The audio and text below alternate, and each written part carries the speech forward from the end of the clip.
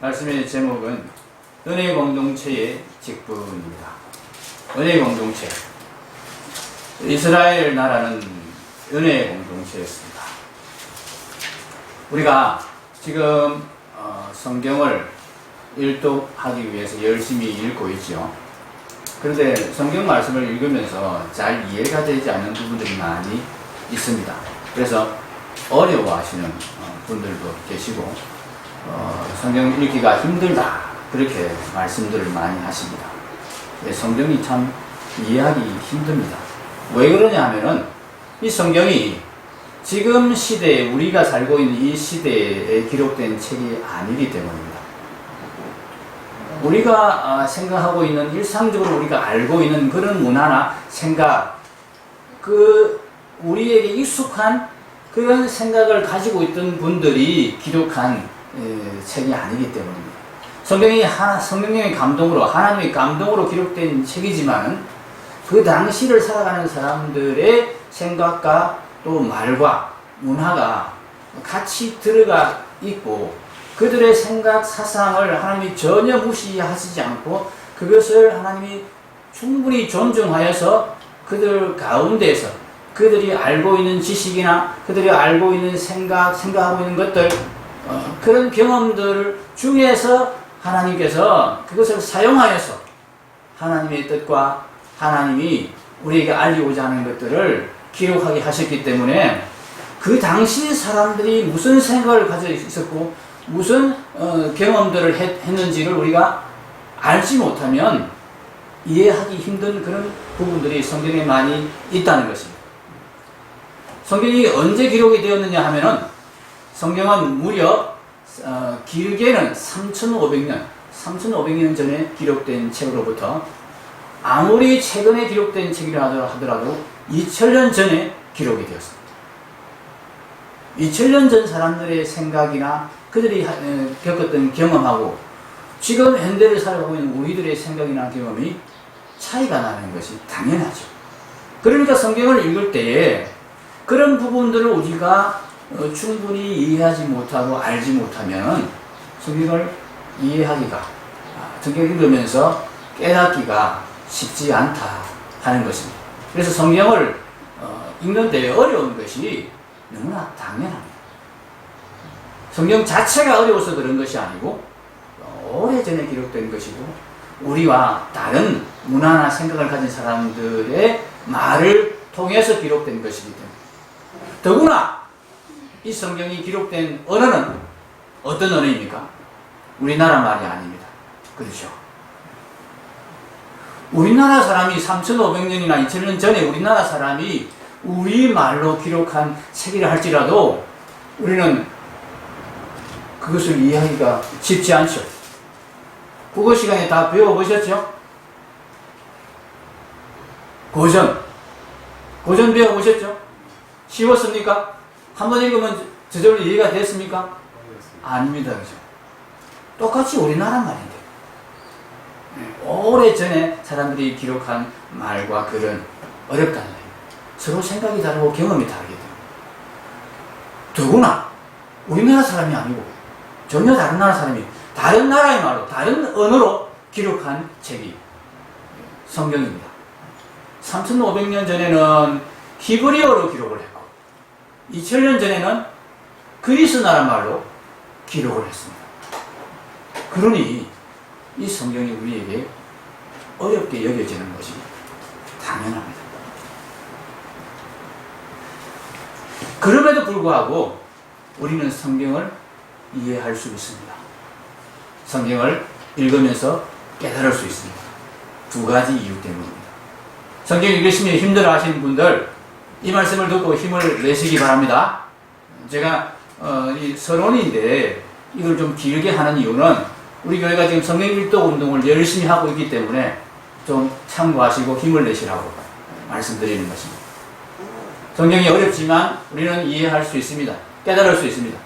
첫째 이유는 하나님께서 성경을 무려 66권이나 되는 성경을 이렇게 많이 주셨기 때문입니다. 66권 성경이 모두 동일한 주제를 이야기하고 있습니다. 같은 이야기를 이렇게도 이야기하고 저렇게도 이야기하고 이런 상황에서 저런 상황에서 써주셨고 기록해 주신 이야기가 성경 이야기다. 한 것만 보면은 잘 이해가 안 되는데 그러면 어떻게 해야 되느냐? 다른 건 좀 쉬운 성경을 쉽게 이해가 되는 그 중에 내가 쉽게 이해할 수 있는 각각 사람들이 다릅니다. 다르지만은 내가 읽어보니까 이 성경은 그래도 좀 쉽다. 이해가 된다. 그런 부분들이 있습니다. 그것을 열심히 읽고 그 다음에 그 성경하고 내가 읽으니까 어렵다고 여겼던 그 성경하고 사실은 같은 이야기다 하는 것을 우리가 알게 되면 전에 읽었을 때 이 말씀이 이런 뜻이었는데 그러면 이 말씀도 그러면 그런 뜻이라니까 한번 읽어보자. 이렇게 우리가 용기를 낼 수 있는 것입니다. 성경을 읽으실 때 우리가 이 부분을 아주 주의해서 우리가 읽어야 됩니다. 성경은 전체적으로 같은 주제, 같은 이야기를 하고 있다. 같은 이야기를 하고 있다. 성경 한 권 내에서도 여러 장들이 나누어져 있고 여러 절들이 나누어져 있습니다. 그런데 그 여러 장들이 합쳐서 사실은 한 이야기를 하고 있다. 한 이야기를 하고 있다. 이것을 우리가 이해해야 됩니다. 어떤 장을 읽을 때, 어떤 성경 한 권을 읽을 때 이해가 잘 안 된다.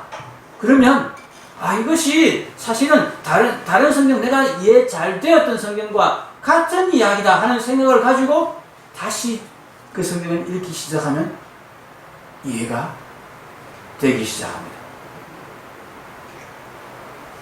그 생각을 잊어버리기 때문에, 그 생각을 하지 않기 때문에 우리가 잘 이해를 못하게 되는 것입니다.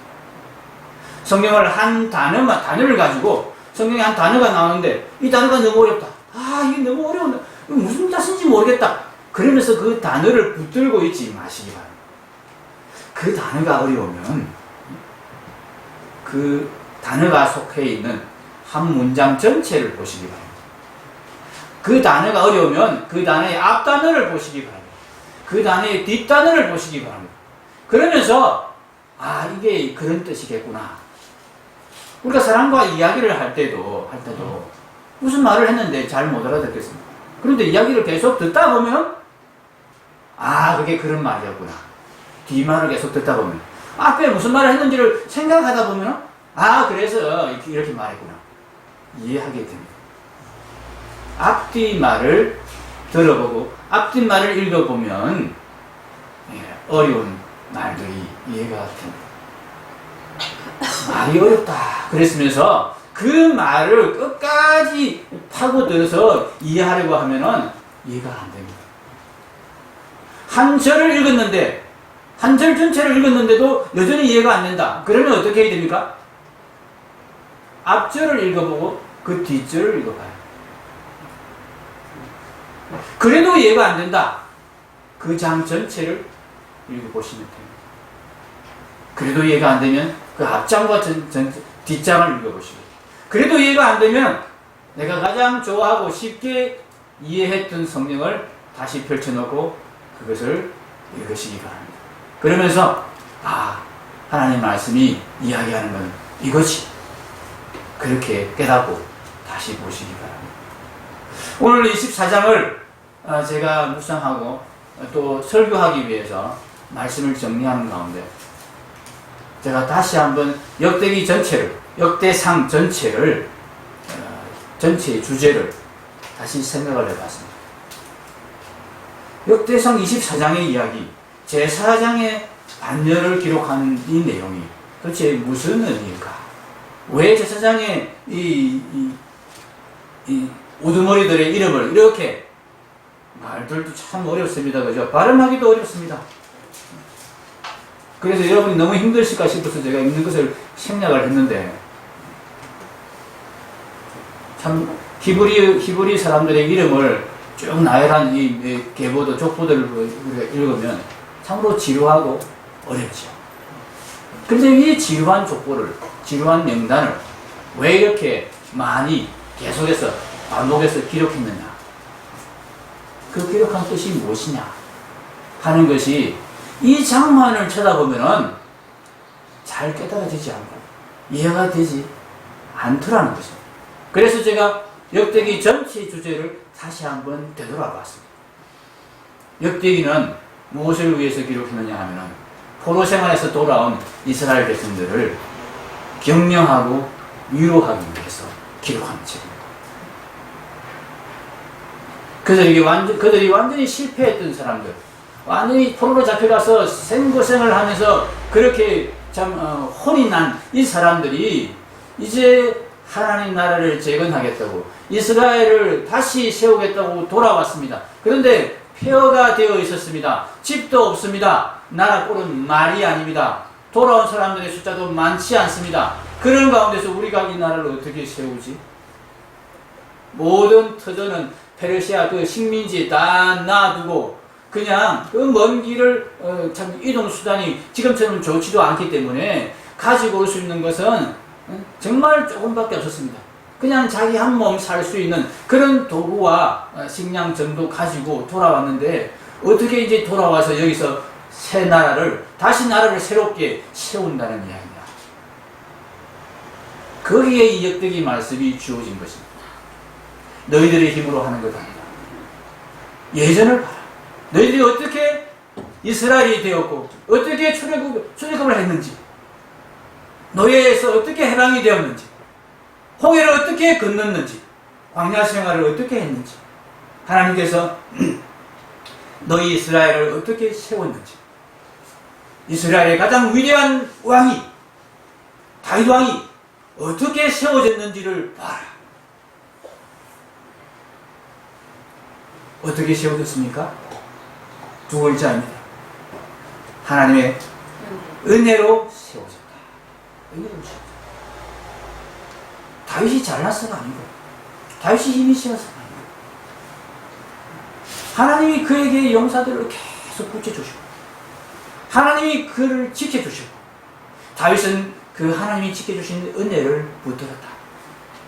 다윗이 자기 힘으로 나라를 세우려고 했으면 실패했을 것이다. 자기 힘으로 세울 수 있을 것 같은 그런 순간들이 있었다. 그럼에도 불구하고 다윗은 자기 힘으로 나라를 세우려 하지 않고 끝까지 하나님이 세워주실 때까지 기다렸다.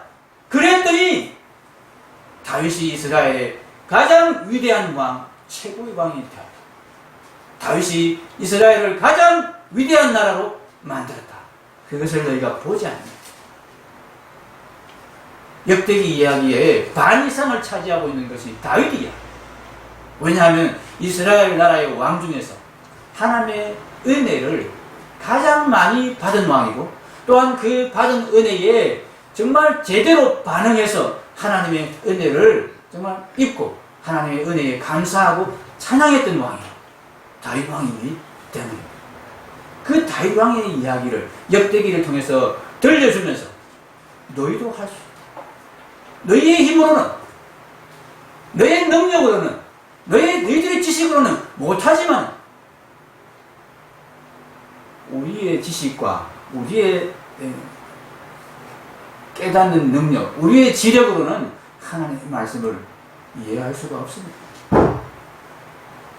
하나님께서 우리에게 깨닫게 해주시는 은혜를 주십니다.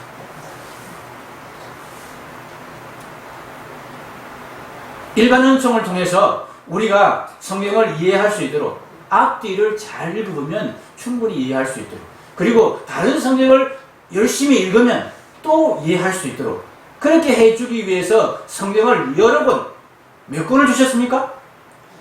66권이나 되는 성경을 우리에게 주신 것입니다. 그래서 우리가 충분히 하나님의 말씀을 이해할 수 있도록 해주셨습니다. 뿐만 아닙니다. 성경을 그렇게 여러 권을 주셨을 뿐만 아니라 그래도 이해가 되지 않아서 정말 이건 정말 하나님 꼭 이해하고 싶은데 꼭 이거는 제가 알고 싶은데 그런 부분들이 있을 때에 아무리 성경을 읽어도 이해되지 않을 때 어떻게 하라고 그러셨냐면 기도하라고 그러셨습니다. 깨닫게 해주시겠다고. 여러분 우리가 책을 읽을 때 책이 잘 이해가 되지 않습니다. 그 이해되지 않는 책의 뜻을 확실히 알기 위해서 누구에게 물어보면 제일 확실한 그 뜻을 알 수 있겠습니까? 네, 어떻게 그렇게 잘 아십니까? 박사에게 물어볼 필요가 없습니다. 그죠? 세계 최고의 스카에게 물어보는 것보다 더 정확한 것은 그 책을 지은 저자에게 물어보는 것이 그 책의 뜻을 이해하는 데 가장 도움이 됩니다. 가장 확실합니다. 성경의 저자가 누구입니까? 예, 하나님의 감동으로 성경은 기록되었습니다. 성경의 원저자는 하나님이십니다. 사람의 말을 통해서 그 당시 사람들의 문화와 그 경험들을 살려서 하나님께서 기록하게 하셨지만은 기록하게 하신 분이 그들에게 감동을 주어서 이런 말씀을 기록하라고 지시하신 분이 하나님이시다. 그래서 우리가 성경을 읽을 때에 하나님이 성령께서 우리 마음에 깨닫게 해주시는 은혜를 주시겠다. 예수님께서 분명하게 우리에게 말씀해 주셨습니다. 요한복음 14장 26절 말씀 같이 읽겠습니다. 보혜사 곧 아버지께서 내 이름으로 보내실 성령은 그가 너희에게 모든 것을 가르치고 내가 너희에게 말하는 모든 것을 생각나게 하리라. 아멘. 제가 그런 경험들이 있습니다. 앞뒤를 읽어보고 앞장과 뒷장을 읽어보고 다른 성경을 생각해보고 성경 전체의 주제를 생각해보고 그 권 전체의 주제가 무엇인지를 생각하면서 말씀을 읽어도 이해가 되지 않아서 이 말씀이 깨달아져야만이 이 말씀이 내게 은혜가 되어야만이 내가 또 전할 수 있는데 하나님 제가 이게 전해야 되는데 어떻게 하면 좋습니까? 제가 전하지 않아도 되는 사람 같으면 뭐 깨닫지 못하게 되는 건 다음에 또 깨닫게 해주시겠지 하면서 넘어가도 됩니다. 그런데 이 말씀을 오늘 내일 설교를 해야 되고 말씀을 점거를 해야 되는데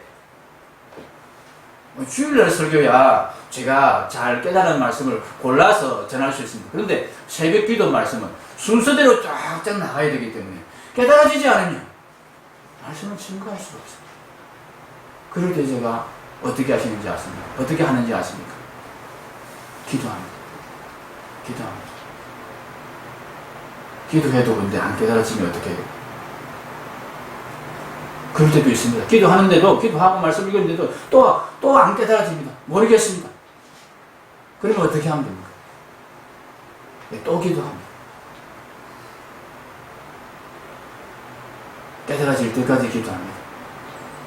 울면서 기도합니다. 나중에 하나님 제발 좀 깨닫게 주십시오. 말씀을 깨닫게 주십시오. 하나님이 제가 우는 꼴을 꼭 보고 싶으신가? 울면서 기도하면 깨닫게 해주십시오. 아직 한 번도 울면서 기도하기까지 이르렀을 때에 말씀을 깨닫지 못하게 된 일이 없습니다. 깨닫게 해주셨어요. 약속하셨기 때문에 아버지께서 내 이름으로 보내실 성령 그가 너희에게 모든 것을 가르치고 내가 너희에게 말한 모든 것을 생각나게 하리라. 하나님이 이 성경의 원저자이시기 때문에 하나님의 모든 것을 알고 계시는 성령 하나님께서 우리에게 깨닫게 해주십니다. 그러니 성경은 우리가 깨달을 수 있는 책입니다. 어렵게 여겨지지만은 결코 어려운 책이 아니고 우리가 이해할 수 있고 우리가 깨달을 수 있는 책입니다. 여러분에게는 하나 더 좋은 수단이 있습니다. 먼저 깨달은 사람에게 물어보는 것입니다. 성경을 가르치고 말씀을 가르치는 직분을 받은 자에게 여러분은 물어보시면 됩니다. 그렇게 해서 하나님의 말씀을 우리가 깨닫게 되는 것입니다. 이 24장의 말씀을 제가 그렇게 해서 이 말씀에서 이렇게 지루한 족보, 사람들의 이름, 발음하기도 어려운 이름을 계속 이야기해 주시고 계시는데 그 말씀 중에 핵심이 이거구나. 이 말씀 중에 하나님의 은혜를 이야기하려는 것입니다. 지금 24장의 이야기는 다윗이 하나님께 하나님께서 성전을 지어주시겠다. 너에게 내가 집을 지어주겠다. 다윗이 하나님께 성전을 지어주겠다고 그렇게 하니까 네가 나에게 집을 지어준다고? 아니다. 내가 너에게 집을 지어주는 거다. 내가 너에게 집을 지어주고 내가 너의 왕위를 너의 나라를 영원히 견고하게 해줄 거다. 이 약속을 하나님께 받았습니다. 다윗이 하나님께로부터 받은 은혜 중에 가장 최고의 은혜가 이 은혜였습니다. 그래서 다윗이 이렇게 고백했습니다. 역대상 17장 16절 같이 읽겠습니다. 다윗 왕이 여호와 앞에 들어가 앉아서 이르되 여호와 하나님이여 나는 누구이오며 내 집은 무엇이기에 나에게 이에 이르게 하셨나이까. 다윗이 자기가 왕이 된 다음에도 이런 고백을 하지 않았습니다. 그런데 하나님이 그에게 집을 지어주시고 성전을 지어주시고 그렇게 약속하셨어요. 너의 왕위를 영원히 견고하게 해주겠다. 하나님 말씀하셨을 때 하나님 앞에 다윗이 이렇게 감사를 드렸습니다. 그럴 수밖에 없는 것이고 자기를 왕 삼아주신 것은 당대에 한정된 일이지 않습니까? 그런데 이 왕위를 영원히 견고하게 해주겠다. 사손만대까지 이 왕위를 누리게 해주겠다. 정말 엄청난 일입니다. 이 땅에서 우리가 복을 받고 잘 살게 되는 것이 하나님의 은혜입니다. 그런데 하나님께서 우리에게 어떤 은혜를 약속하셨습니까? 영원한 생명을 주시고 영원한 나라를 주시겠다고 약속하셨습니다. 이 은혜가 얼마나 큰 은혜입니까? 우리가 이 은혜에 감사할 줄 알아야 돼요. 이 은혜에 한 감탄을 터뜨리면서 하나님 도대체 내가 뭐라고 내가 어떻게 하나님께 영원한 생명을 얻을 수 있습니까? 어떻게 하나님이 나에게 영원한 나라를 주신다고 하십니까? 내가 무엇을 했길래 이렇게 하나님께 감사를 드릴 수 있어야 되는 것입니다. 그래서 다윗이 하나님께서 자기에게 주신 이 성전을 건축하는 준비를 하기 시작했어요. 하나님이 내게 주신다고 그랬어요. 하나님 주신 이 성전을 나도 열심을 다해서 성전을 건축하는, 짓는 준비를 해야 됩니다. 하나님의 하신 일에 나도 동참해야 된다. 그러면서 열심히 동참했습니다. 하나님이 그에게 성전 지을 준비를 다 하게 해주셨습니다. 내가 네 아들을 통해서 성전을 짓겠다. 그렇게 하나님 말씀하셨거든요. 그래서 다윗 당대에는 성전을 짓지 않았지만 성전을 지을 모든 준비를 다윗이 했습니다. 다윗이 가는 곳마다 이기게 하신 하나님이 성전을 지을 모든 재물을 그 전쟁을 통해서 다 얻게 하셨습니다. 그런데 다윗은 정말 하나님의 이 성전을 어떻게 지어야 되는지를 제대로 안 살렸습니다. 다윗이 하나님의 성전을 지을 준비를 해가는 가운데서 이 성전 지을 재료를 준비하는 이 일에 있어서는 다윗은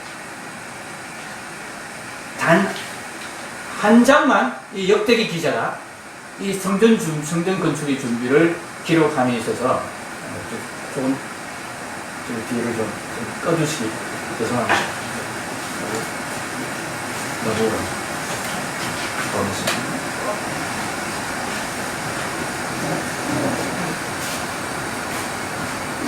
성전 건축을 준비하는 데 있어서 여러 가지 준비를 많이 했습니다. 그런데 가장 중요한 준비는 사람을 시험할 준비였습니다.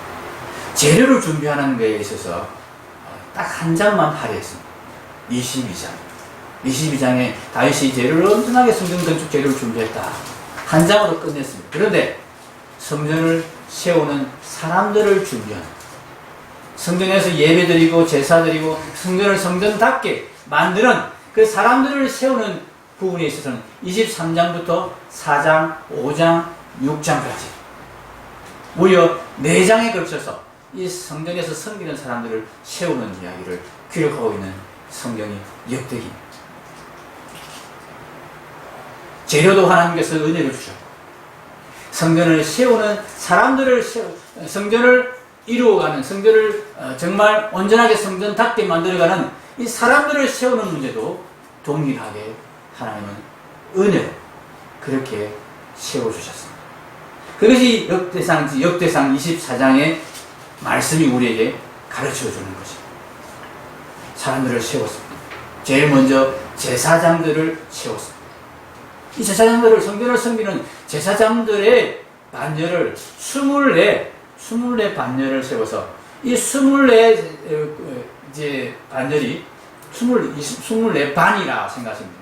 24반이 있어가지고 이 반이 교대로 성전 제사를 섬겼습니다. 일주일씩 섬겼습니다.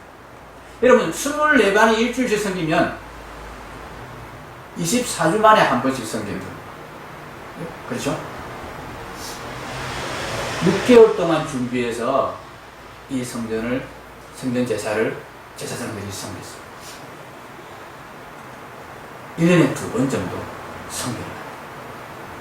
물론 참여하는 것은 얼마든지 할 수 있습니다.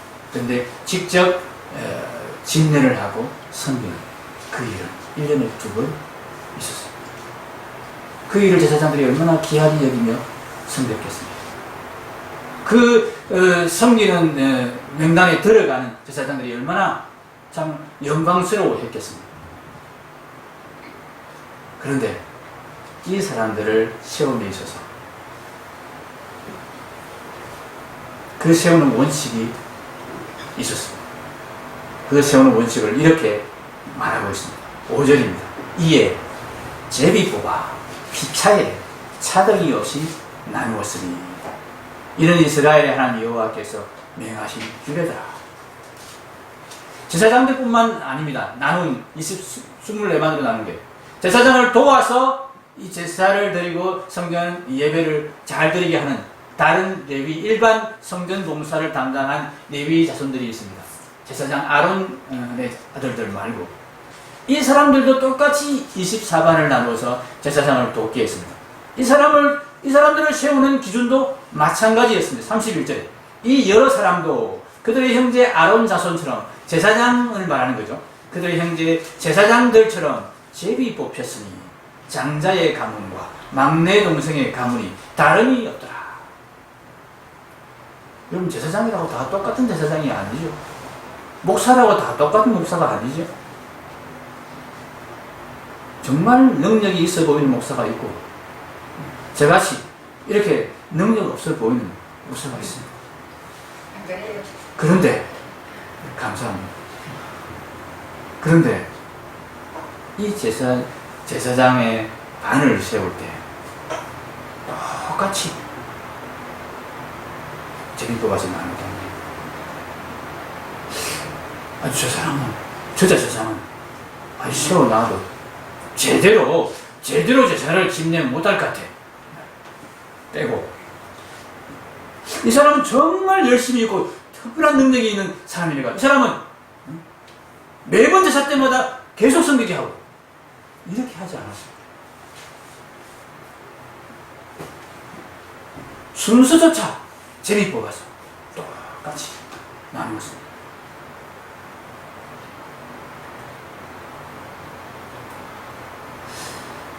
제가 이 말씀을 읽으면서 제 자신을 반성했습니다. 왜냐하면 제가 우리 한국 교회의 현실을 보면서 제가 반성하고 다짐한 것이 있었습니다. 교회에서 직분이 너무 참 남발되고 있고 직분이 너무 아무렇게나 주어지고 있어서 참 정말 그 직분에 합당하지 않은 사람들이 그 직분을 맡기에 적절하지 않은 사람들이 직분을 맡아서 교회 직분의 영광스러움을 너무나 훼손하고 있는 그런 모습들을 제가 많이 보면서 나는 그렇게 직분자를 세우지 않겠다. 정말 신중하게 조심하게 정말 합당한지 아닌지 그렇게 따져보고 체크해보고 확인해본 다음에 직분자를 세워야 되겠다. 그렇게 생각했습니다. 그런데 제가 이 말씀 가운데 반성을 했습니다. 내가 따져본다고 내가 그 사람이 자격이 있는지를 체크해야 됩니다. 그 사람의 자격이 얼마나 있으면 있겠으며, 그 사람의 능력이 있으면 얼마나 있겠으며, 또 내가 얼마나 제대로 체크할 수 있겠는가. 성전의 섬김을 받으시는 분은 하나님이신데, 하나님은 그렇게 직분자를 세우지 않으시더라는 거예요. 능력이 있는 자이든 없는 자이든 하나님은 가리지 않고 그냥 제일 뽑아서 다 똑같이 능력이 있는 자라고 두 번 하게 하시지 않고, 능력이 있는 자라고 앞에 세우지 않고 똑같이 하나님을 섬기게 하시더라. 왜 그런가? 이유를 생각해 보았습니다. 은혜 때문입니다. 은혜 때문에. 다윗이 하나님께 성전을 세워드리겠습니다, 지어드리겠습니다 했을 때 하나님이 말했습니다. 네가 나를 위해서 성전을 세우는 것이 아니라 내가 너를 위해서 성전을 세워줍니다.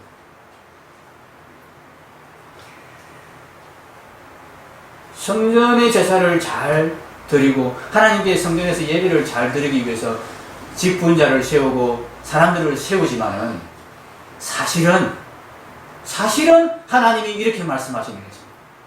너희들이 나를 섬기는 것이 아니고 내가 너희들을 세우는 것이다.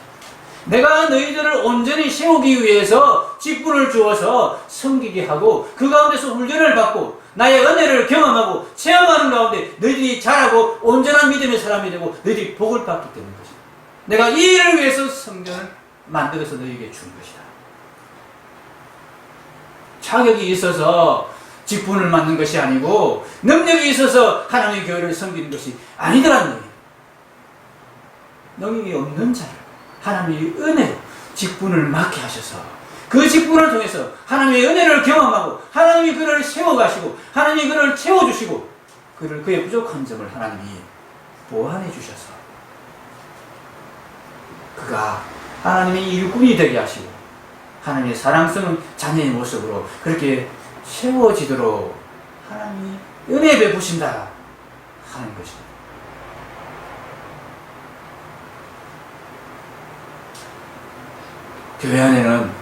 교회 안에 있는 직분은 여러분 하나님이 은혜로 주신 것들입니다.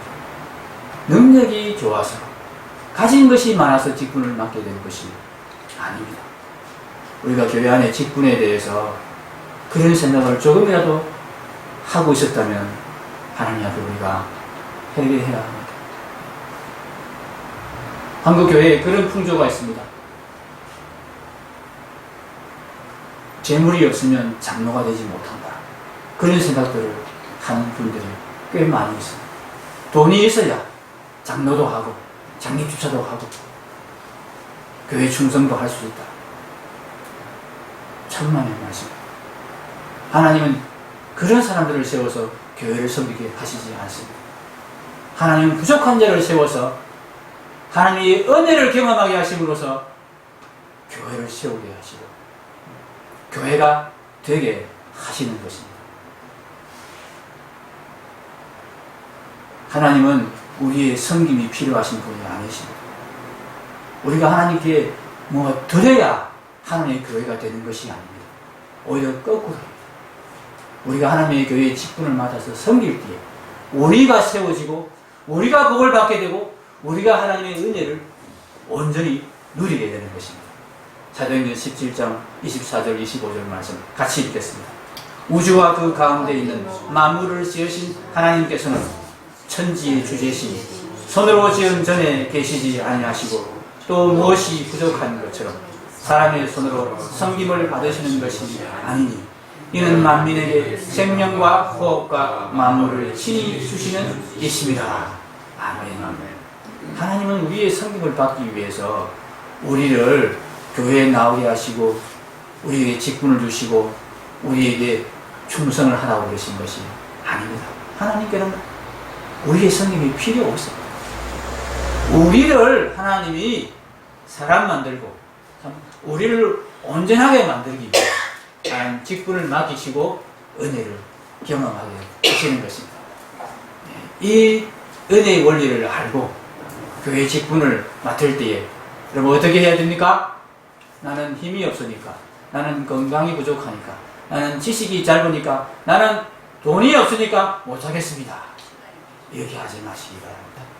하나님 맡겨주시면, 그 맡겨주심에 순종할 때 하나님의 은혜를 경험할 줄 알고 하나님 감사합니다 하고 맡아서 우리가 직분을 수고하는, 그래서 교회를 세워가고 우리 자신이 교회가 되어가는 그런 영광과 은혜를 누리시기 바랍니다.